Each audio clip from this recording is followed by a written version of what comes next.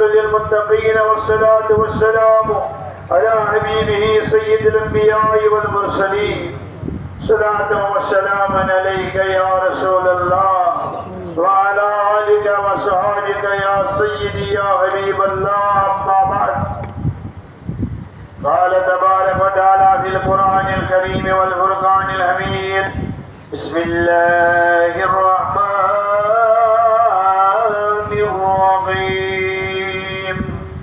قرن في بيوتكن ولا تبرجن تبرج الجاهلية الأولى وأقمنا الصلاة وآتينا الزكاة وأطعنا الله ورسوله إنما يريد الله ليذهب عنكم الرجس على بيتي ويطهركم تطهيرا.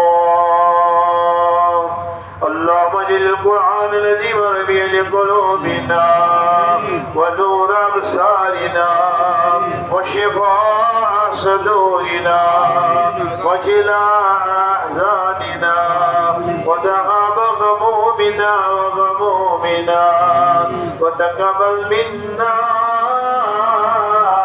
إنك أنت السميع